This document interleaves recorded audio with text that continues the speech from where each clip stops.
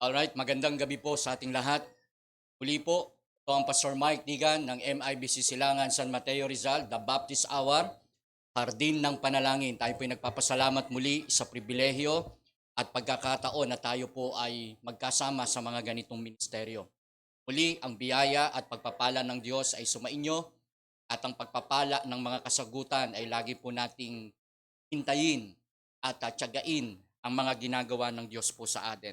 Meron po tayong mga kaibigan na nasa online, maging dito sa ating church, ay pwede po kayong magpadala ng inyong mga komento, mga prayer request, pagbati, at pasasalamat para po sa pagmiministeryo ng bawat isa. At sa pagpapatuloy po ng ating programa, tayo po muna'y pumayo at manalangin sa Panginoon. At pagkatapos po nito'y tayo'y aawit sa Diyos. Ako ay iyo after ng ating pong panalangin. Let us pray.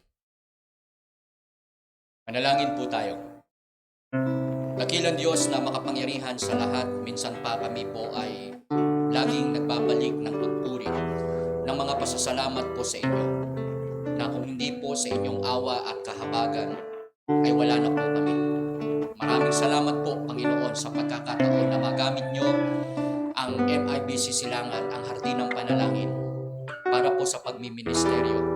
At kami ay dakilang Diyos ay nananampalataya sa nagagawa po ng mga panalangin. Salamat po sa inyong mga anak na nandito po ngayon, ang mga manlulugtog, ang mga operator ng OBS, maging ang linya na binigay niyo po sa amin, ang kuryente, ang wifi, lahat po para po masa himpapawid ang gawaing ito.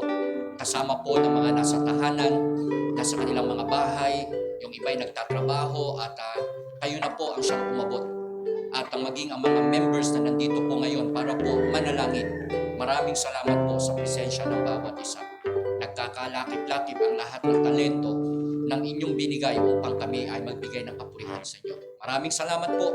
Inyo kami kasihan ng inyong banal na Espiritu. Kami magamit na may pagpapakumbaba sa pangalan ng Panginoong Hesus. Amen at Amen. Umawit po muna tayo. Ate, ano yung page natin? Nakalimutan ko. 20, ako ay iyo. Tagalog po ang ating aawitin. I am thine, O Lord, pero in Tagalog version po ang ating aawitin.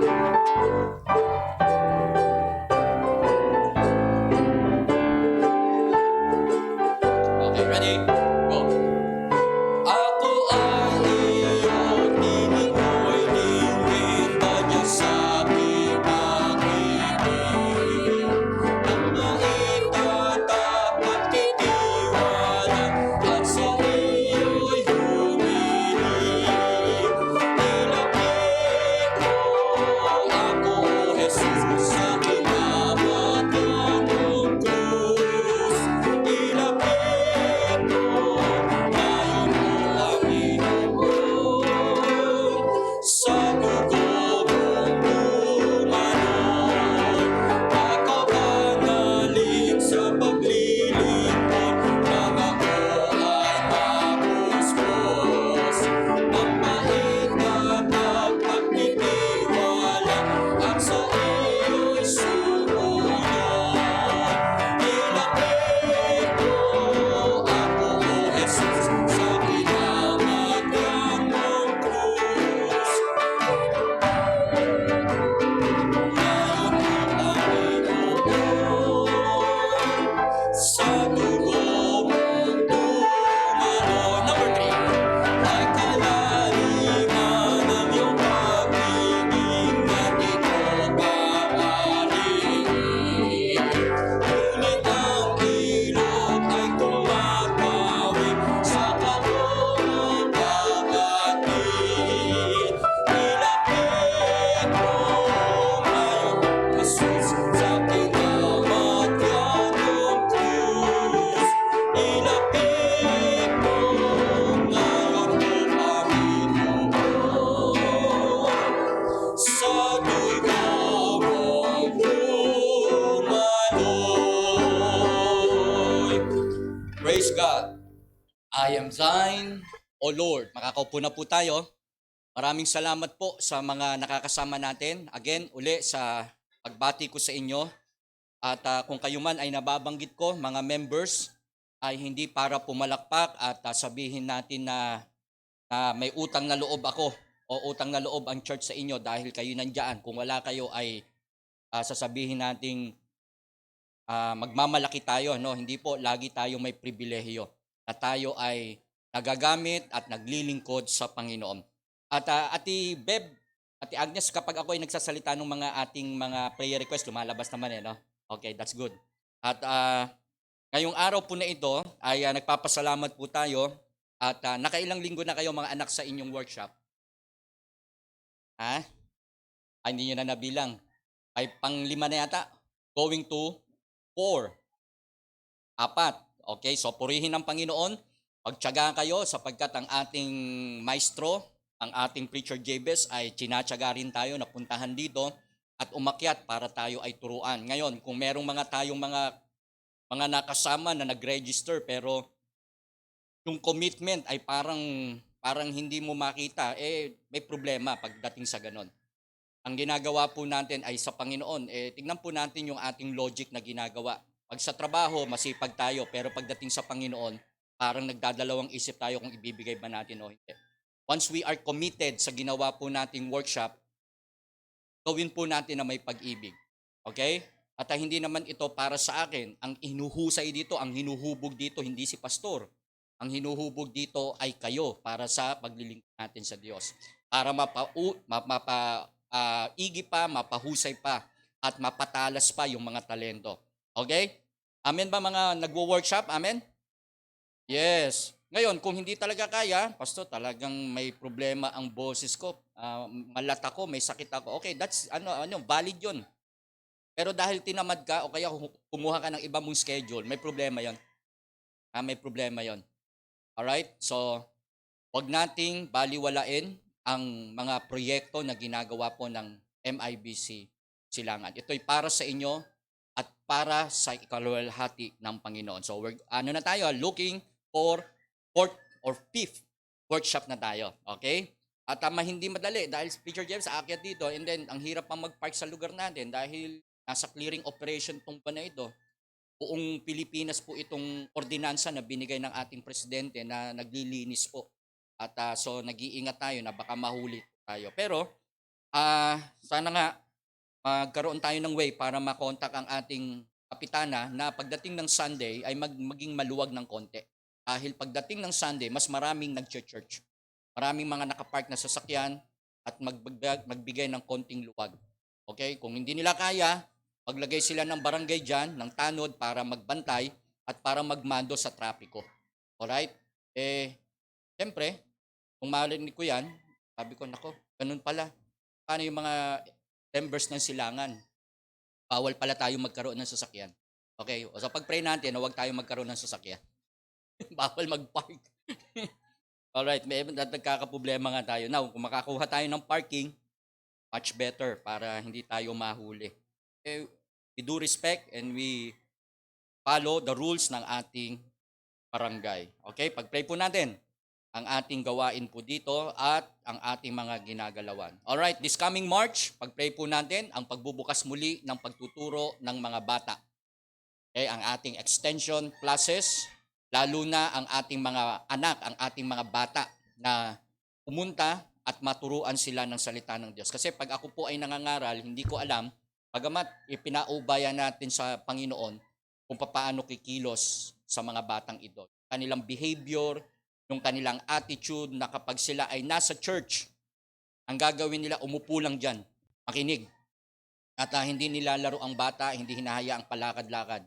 At iyan nga po ang isa sa pagpe-pray po natin. Yung ating discipline, yung ating behavior pagdating po sa church. Napapansin nyo ba mga anak, pagdating ng Sunday, nasa pagbate, maingay pa rin. Umiingay na.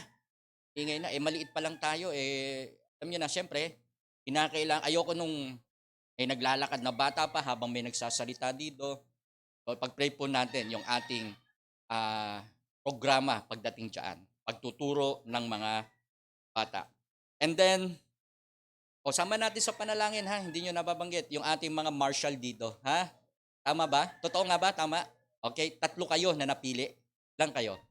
Ang Kuya Anthony, Sino ba yan? Kuya Jack, and then Brother BJ. Ayan, sila po ay mga bantay bayan, bantay silangan, hindi bantay salakay. At kapag sila ay naglalakad, hanggang anong oras yan mga anak? Anong oras kayo magsisimula? 10 hanggang 1. 10, ilan yun? 4 hours? O may kape kayo? Talaga? Saan nanggagaling? Diyan sa baba? Okay. O pwede siguro samahan ko kayo minsan. Ha? Lahat ng mahuhuli natin, i-Bible study natin. Ha?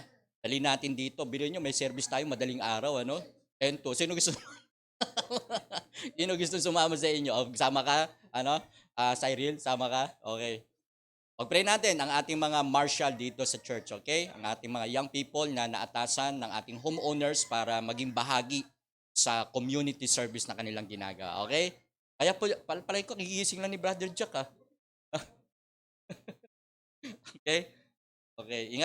Ingatan lang kayo ng Panginoon. Ano ba dala ninyo pagka kayo nagma-marshal? May dala ba kayong balisong dyan? Shotgun? O ano ba? Batuta, granada? Ako, ingat kayo ha. At lagi kayong mag-iingat. At bago kayo maglakad-lakad, mag-pray muna kayo. Ha? Mag-pray kayo, na ingatan kayo ng Diyos. Yan. So, pag-pray natin. Kuya, Anthony, Brother BJ, and Brother Jack Manny Villar. Yan.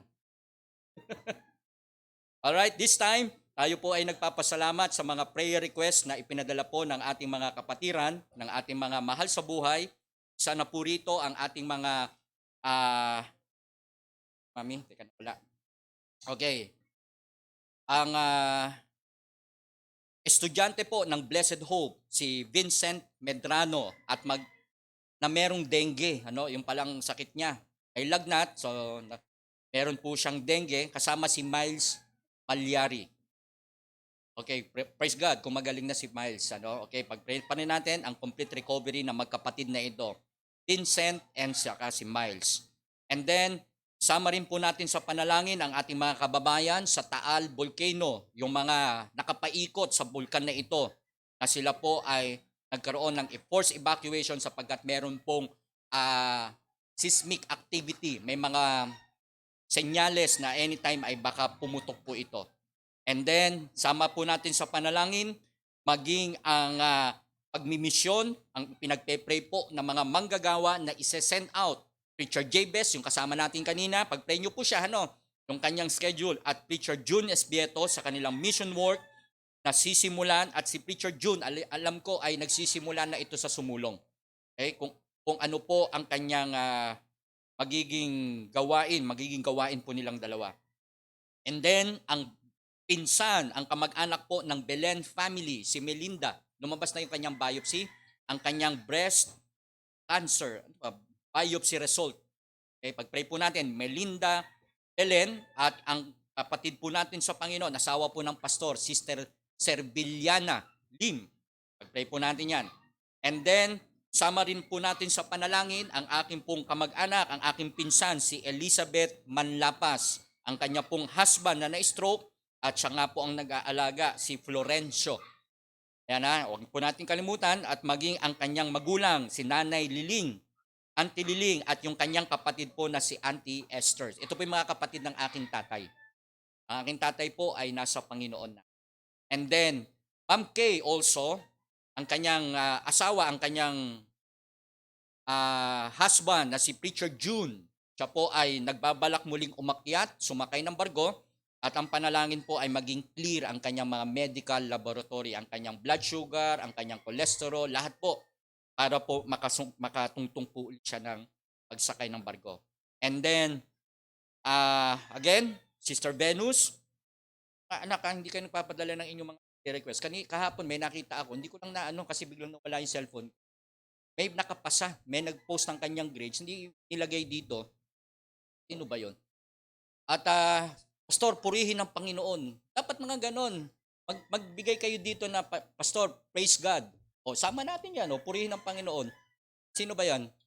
Lahat ng mga nag-aaral, yan ninyo, dalhin niyo rito para purihin natin ang Panginoon. Hindi yung 'pag may problema lang, saka lang natin no. Even the praises, pagpuri sa Panginoon, ha? Ayun. Meron nagsabi pa sabi na kahit ako nung high school hindi ako nakakuha ng ganyang grade. Ay, ka-classmate ko yata 'yun.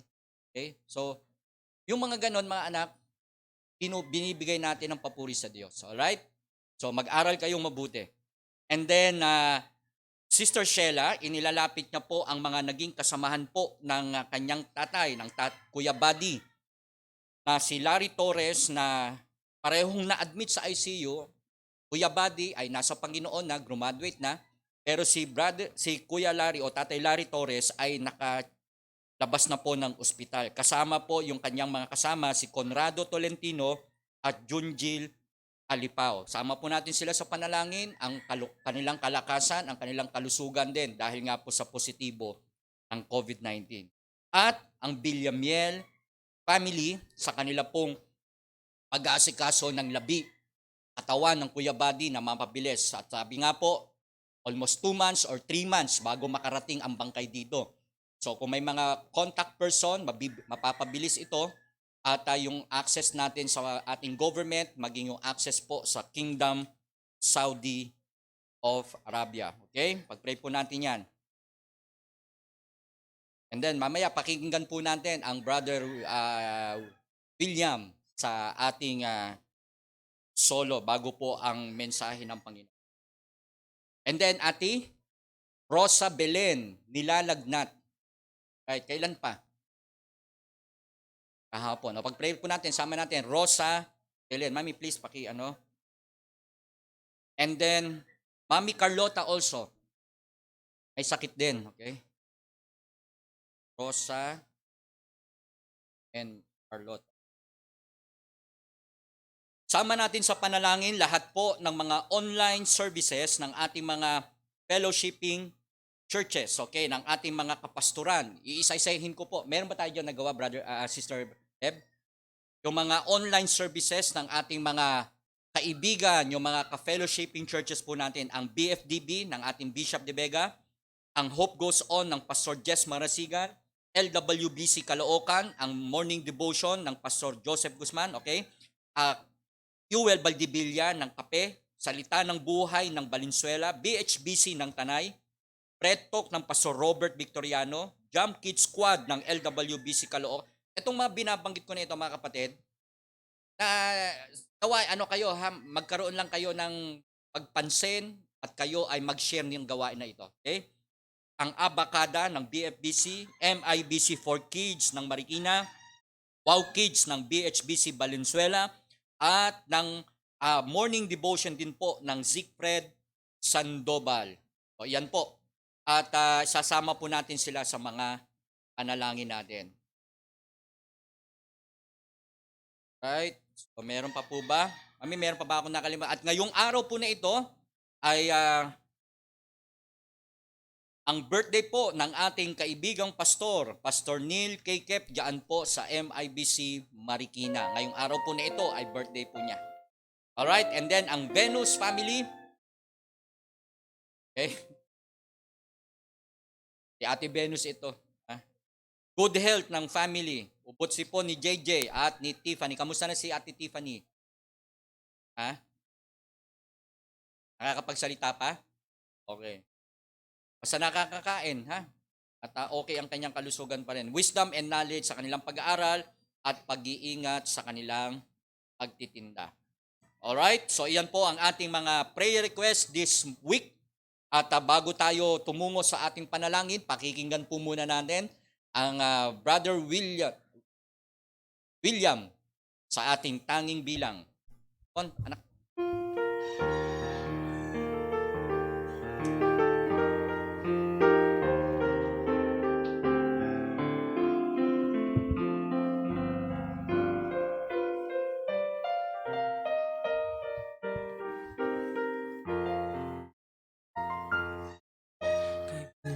Ang bawat araw na dumarating, halos di mo na ito napapansin. Dami ng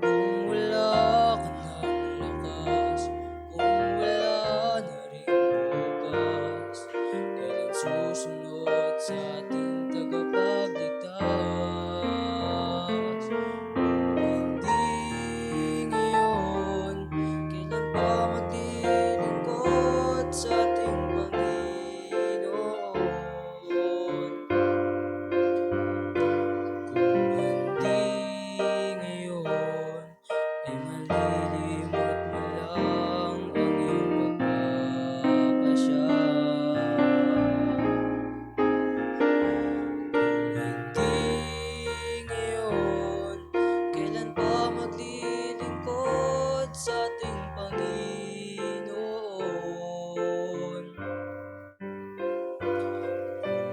Hindi ngayon ay mawawalan ka ng panahon. Hihintay ka niya.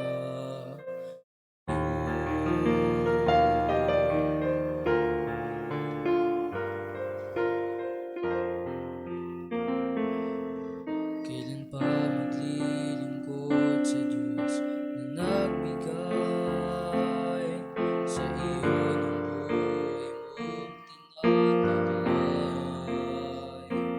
Kung wala ka ng lakas, kung wala na rin bukas, kailan susunod sa ating tagapagligtas? Kung hindi ngayon, kailan pa maglilingkod sa ating Panginoon? Kung hindi ngayon, ay mawawalan ka ng panahon. Hinihintay ka niya ngayon.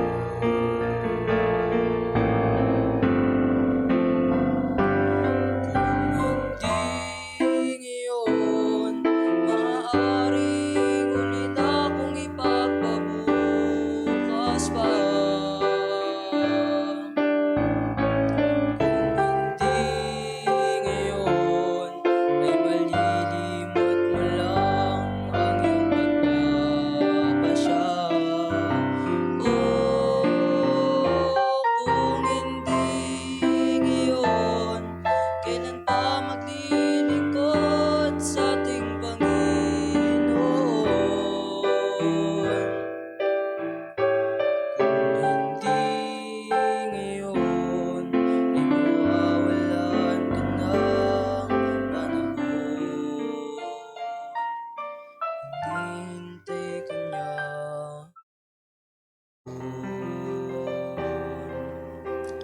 Hinihintay ka niya ngayon.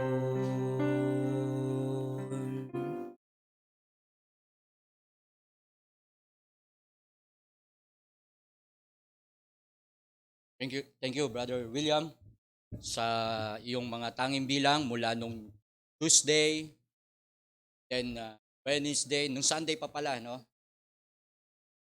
At purihin ng Diyos sa ganyang ministry na ikaw ay nagagamit ng Panginoon. Looking forward ako sa mga members natin na kayo ay magamit at makaawit pa ng mga papuri sa Diyos. Hindi naman madaling umawit, ano, Brother William, ano? Ganun kadali. At talagang kailangan mo ng biyaya ng Panginoon para makapagbigay ng kapurihan sa Kanya. This time, bago po tayo manalangin, ay tutungo muna tayo sa kalakasan ng salita ng Diyos at humugot tayo ng mga karunungan sa Kanyang mga salita. Tumayo po tayong lahat at basahin po natin ang Romans chapter 8, verse 22 hanggang 28. Romans chapter 8,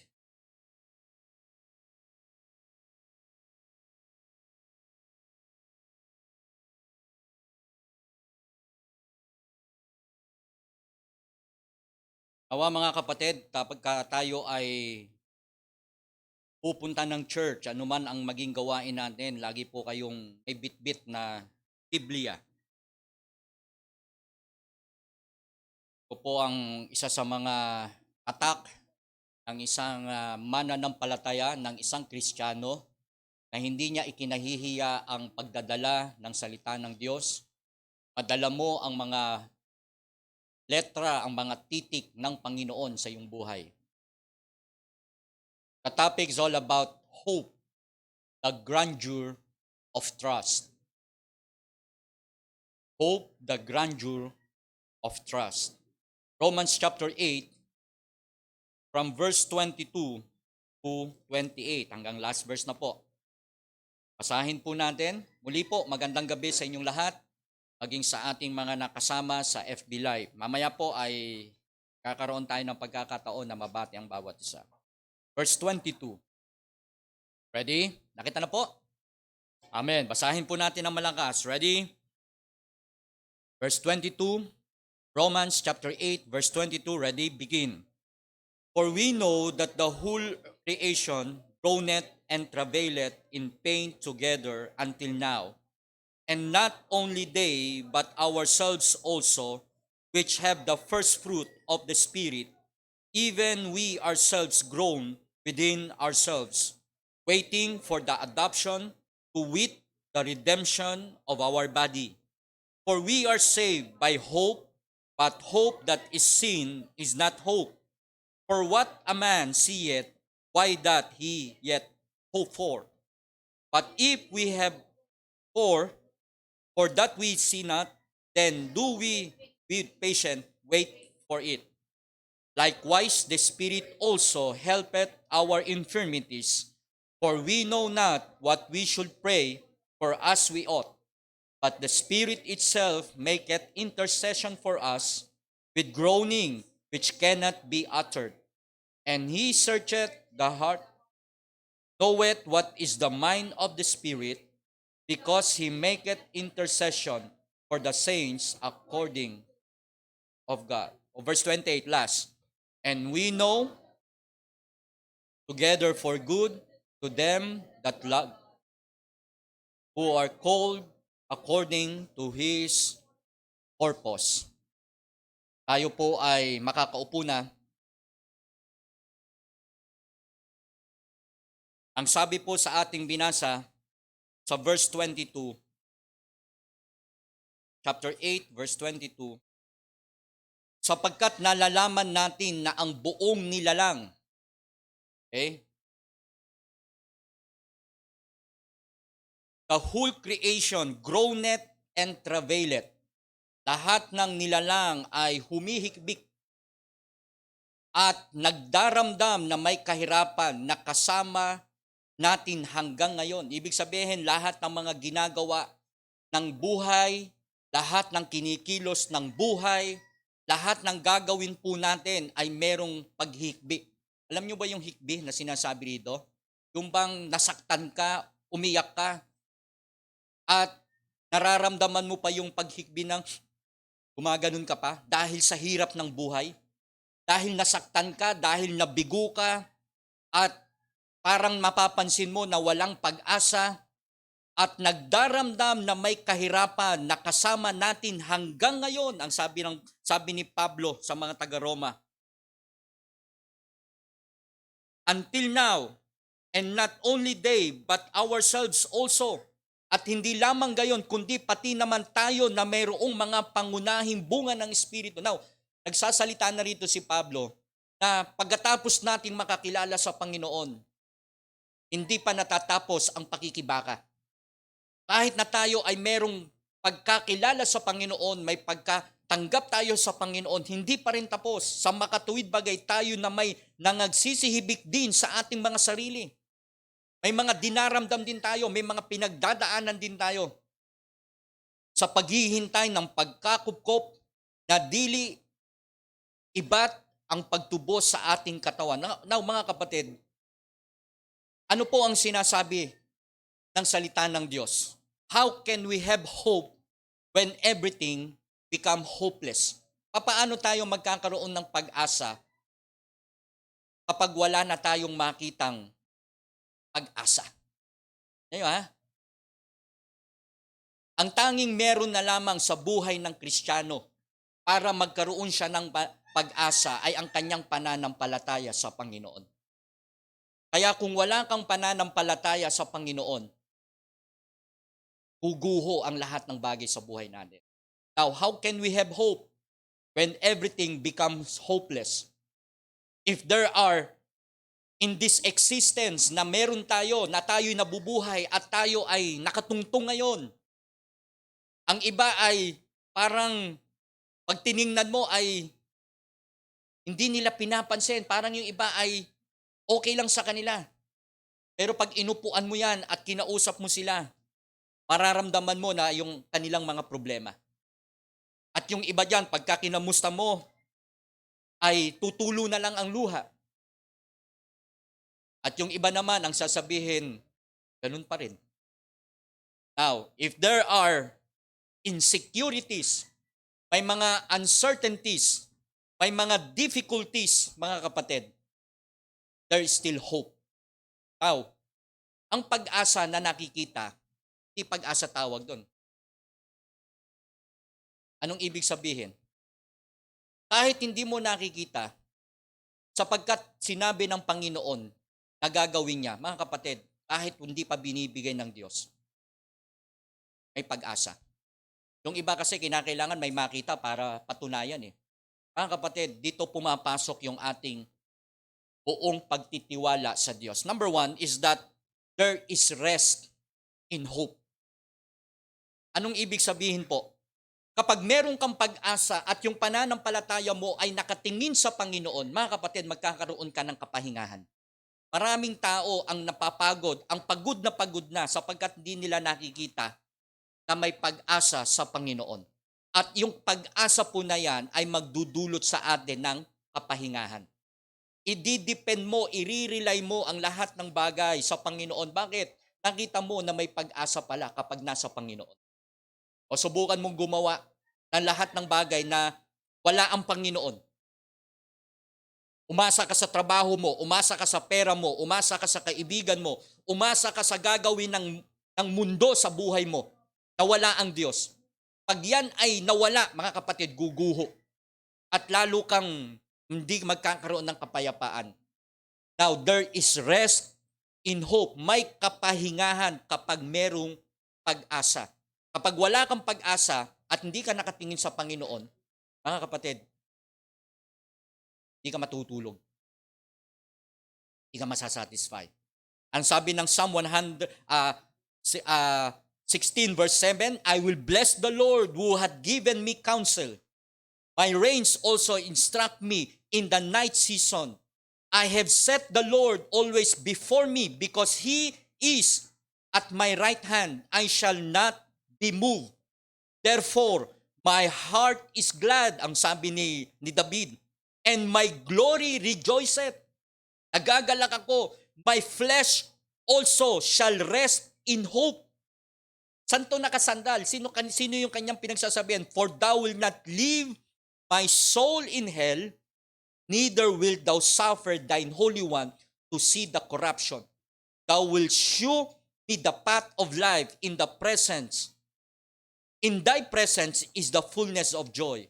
At thy right hand, there are pleasures forevermore. Mga kapatid, kapag ikaw ay may pag-asa at ang pag-asa mo ay nasa Panginoon, may kapahingahan. Huwag kang dumipende sa trabaho mo. Dahil hindi mo alam kung kailan mawawala yan. Yes, sabihin mo, may trabaho ka. Stable ang mga businesses, stable ang mga negosyo, lahat ng bagay, lahat ng mga nakikita mo mukhang okay naman. Pero paano pagka ginalaw ng Diyos ang buhay mo? Paano kapag kinanti ng Diyos ang kalakasan natin? Nagkasakit tayo. Sino ang lalapitan natin? Mga kapatid, there is always rest when you have hope in God. Amen? O baka mamaya humahanga lang tayo sa mensahe o humahanga lang tayo sa pagsasalita. Pero wala tayo talagang aplikasyon na ginagawa. Sayang. Number 2, there is blessing in hope. Kapag meron kang pag-asa, mga kapatid, yung pag-asa na kahit wala pa, kahit hindi mo pa nakikita, dahil meron kang pananampalataya, alam mo, andyan. Pero kung wala kang pananampalataya at mabuhay ang iyong faith sa Panginoon, hindi ka aasa dito. Hindi mo ididepende ang pag-asa mo. Now, if you have a hope in God, number 2, may blessing po doon. Anong blessing? Anong sabi po ng Panginoon? Jeremiah chapter 17, verse 5. Thus saith the Lord, cursed be the man that trusteth in man, and maketh flesh his arm, and whose heart departed from the Lord. Sumpain ang tao na pinagkakatiwalaan niya ang tao, na ang kanyang lakas ay ipinagkakatiwala din sa tao.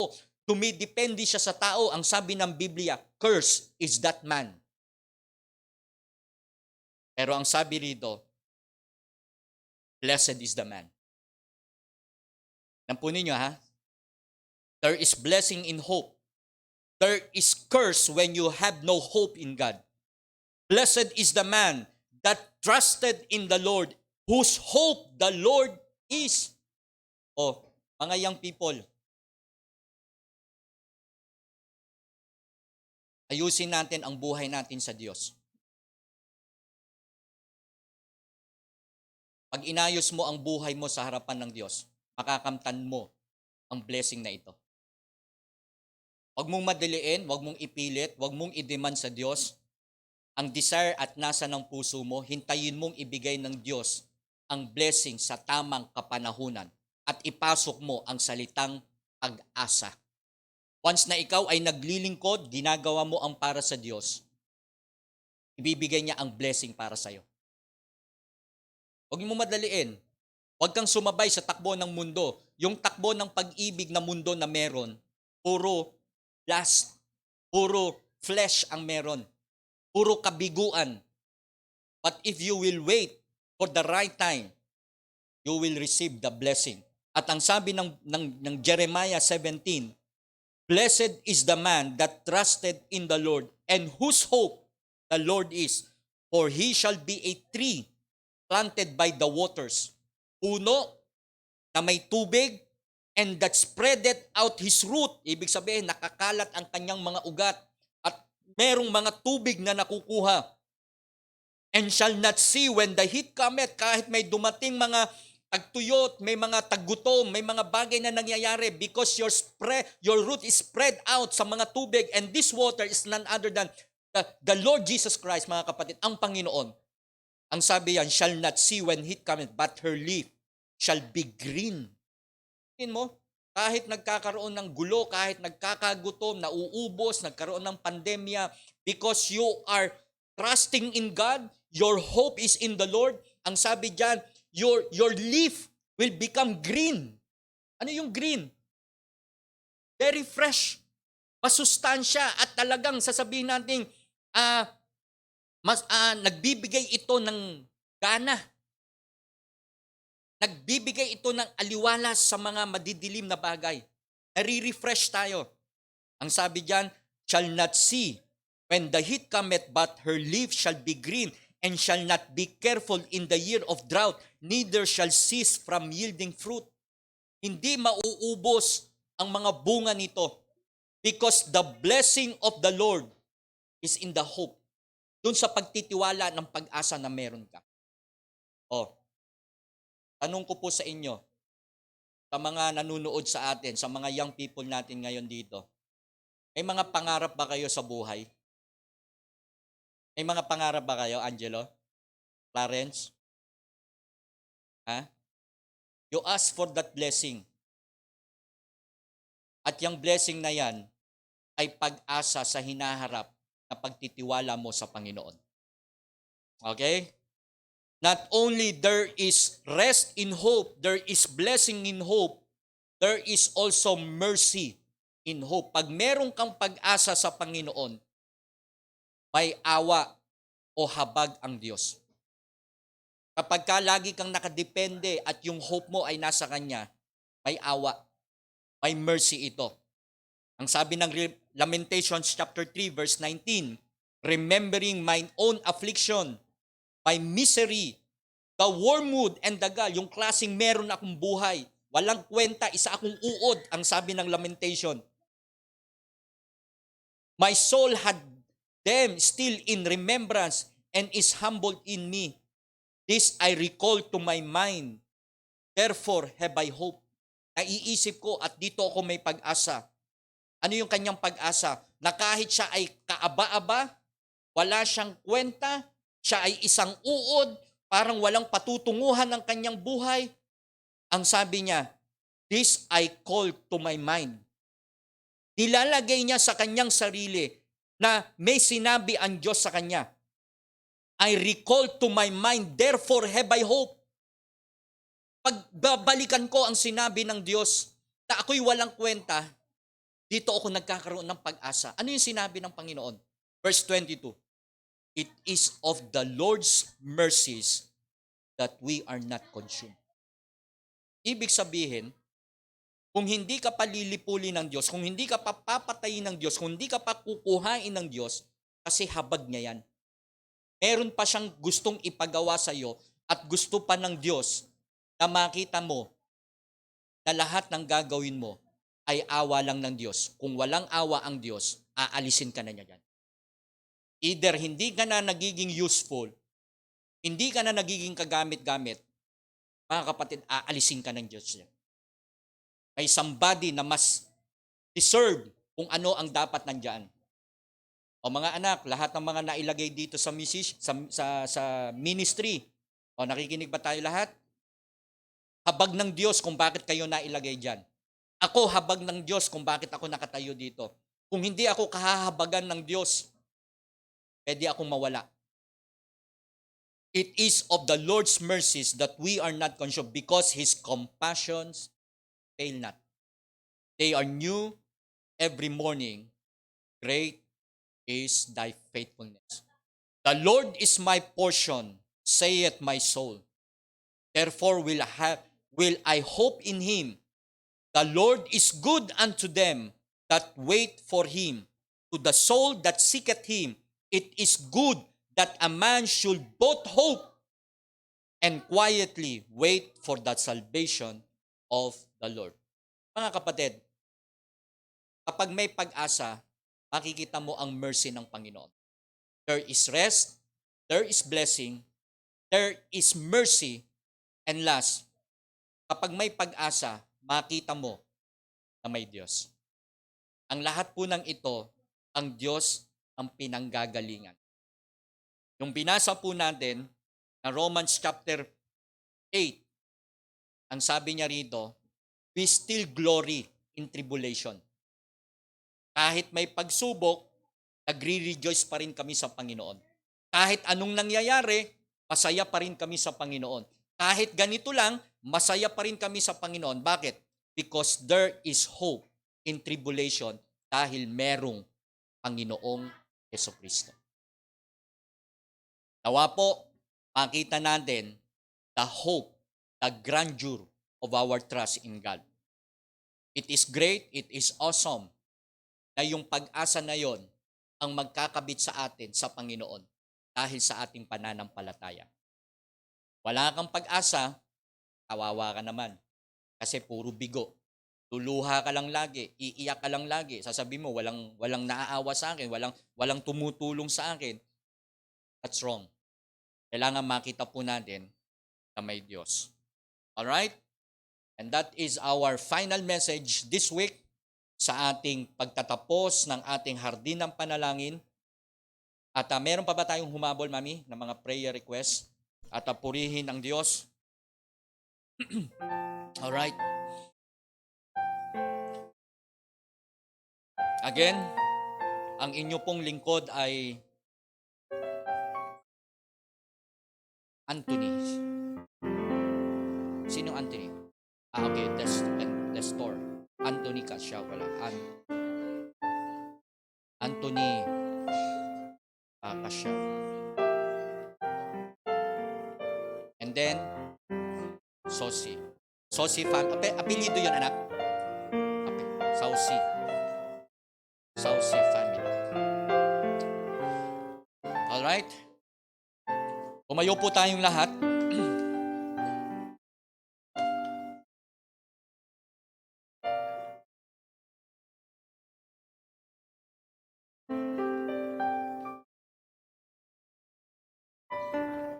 Again,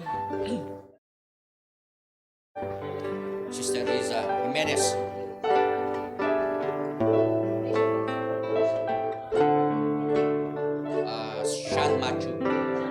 John Matthew. Okay. Ubot sipon, yes.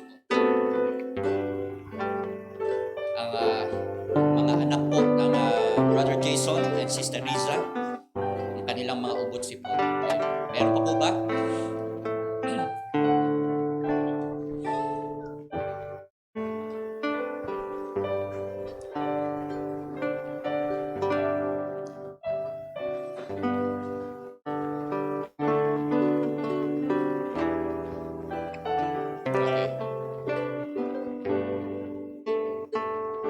Manalangin na po tayo at magbanggit po kayo ng mga ilang prayer request natin na nasabi ko sa ating kalagitnaan. Maging bahagi po tayo sa pag-i-intercede natin sa bawat mananampalataya, sa mga kaibigan po natin. Manalangin na po tayo at pasalamatan natin ang Diyos sa ministry na ito. Let us pray. Mapagpalang Diyos na makapangyarihan sa lahat, minsan pa kami po ay nagpapasalamat sa mga ginagawa po ninyo sa aming buhay. Sa oras ng kabiguan, maging sa katagumpayan, kayo po ang aming pag-asa. Ang aming hope, ang aming pagtitiwala ay nasa inyo. At dito namin inilalaga ang aming pagdepende sa inyo lamang. Meron po itong kapahingahan. Nandito po ang blessing ng Panginoon. Andito ang inyong awa. Maging ang pag-asa ay nagtutulak para sa aming pananampalataya sa Diyos. Salamat po sa pag-asa na ito. Dalangin ko, dakilang Diyos, ang mga nailapit na mga prayer requests ng aming mga kaibigan, mga kapatiran. Inuuna ko na po, Panginoon, ang Villamier family. Patuloy na comfort sa kanilang naramdaman, Panginoon, ng mabalitaan ang pag-uwi po ng Kuya Buddy. Subalit sa kabila nito ay may kagalakan sapagkat mas maganda ang kalagayan na po ng Kuya Buddy. Ang panalangin po namin ay ang inyong wisdom at ang mga kontak na kakausapin para po mapabilis ang pagdadala ng katawan po ng Kuya Buddy dito sa Pilipinas. Ang POEA, ang OWA, maging ang ahensya, ang bansa ng Saudi, gawa po ay maging maganda ang lahat ng pakikipag-usap. Bigyan nyo ng wisdom, Panginoon, ang mga taong gagamitin po ninyo. Ang Villamiel, maging ang Yaput family. Dalangin ko, Panginoon, maging ang estudyante ng Blessed Hope, si Vincent at si Miles. Patuloy nyo pong hawakan si Vincent sa kanyang pong dengue at maging ang patuloy na kalakasan ni Sister Miles. Ang panalangin ko, maging ang aming mga kababayan na sa Taal Volcano na meron pong evacuation dahil po sa muling pagbanta ng pagputok ng bulkan. Ingatan niyo po at maging maayos po ang kalalagayan ng aming mga kababayan, Panginoon, sa Taal. Dalangin ko, dakilang Diyos, maging ang extension classes ng Marikina, ng Silangan. Sa pagbubukas po nitong darating na Marso, kayo na po ang magdala ng mga bata sa lugar na ito at sila'y maturuan at sila'y makakilala sa inyo. Ihanda nyo na po ang mga guro, ang mga assistant, ang mga lesson para po sa programa na gagawin po sa mga batang ito. Dalangin ko, dakilang Diyos, maging ang pagmimisyon, ang kalooban po ninyo sa mga lugar na pupuntahan ng Preacher Jabez and Preacher Jude Espieto. Dalangin ko, Panginoon, ang pagtawag niyo po sa kanila.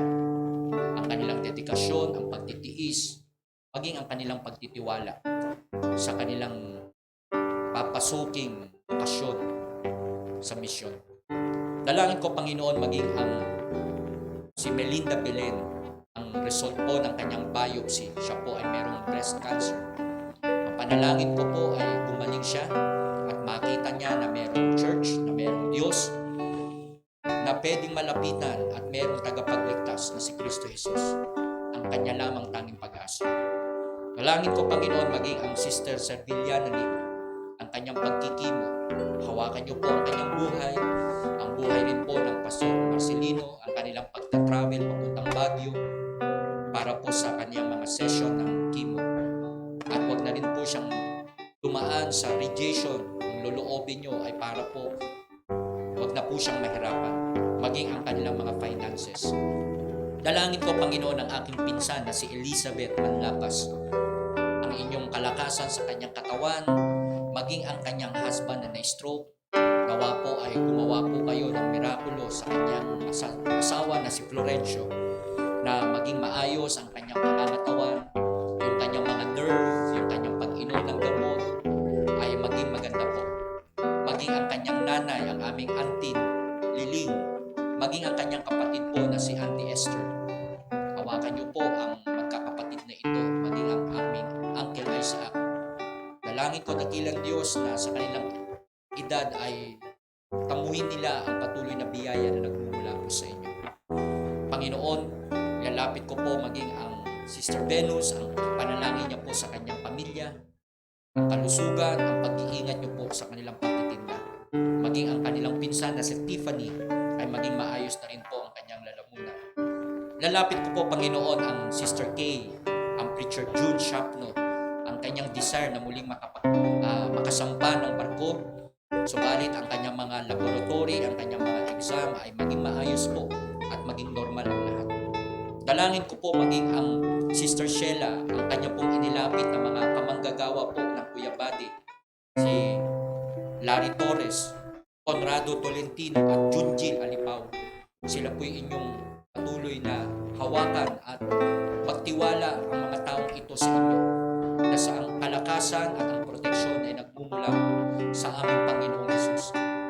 At ang kaligtasan ng espiritual ay kanilang tamuhin, Panginoon, sa pamamagitan ng aming panalangin sa kanila. Dalangin ko, Panginoon, maging ang Sister Rosa, ang Mami Carlota na meron pong mga karamdaman din. Hipuin niyo ang kanilang mga lagnat. Dalangin ko, Panginoon, maging ang pamilya po ng Pasiao family. Ang Brother Anthony, ang kanyang mga magulang, ang kanyang tatay na nagtatrabaho, maging ang Saucy family, ang kanyang mga kamag-anak. Dalapit ko po ang inyong kaligtasan sa kanilang buhay espiritual. Dalangin ko, dakilang Diyos, maging ang mga anak ng Brother Jason and Sister Riza, ang kanyang mga anak na meron pong utot at sipon. Kayo na po ang humawak ng kanilang resistensya, ng kanilang kalusugan, at ang mga batang ito'y lumaki na kayo ang kinikilala at pinaglilingkuran lamang. Maraming salamat po sa ministry ng Hardin ng Panalangin, sa aking mga kapatid sa Panginoon na nandito ngayon, nananalangin at nananampalataya at nakikiisa sa pagbigkas at pagsambitla ng mga request na ito sa inyong harapan. Maging ang mga nakasama namin sa kanilang mga tahanan. O dakilang Diyos, maraming salamat po.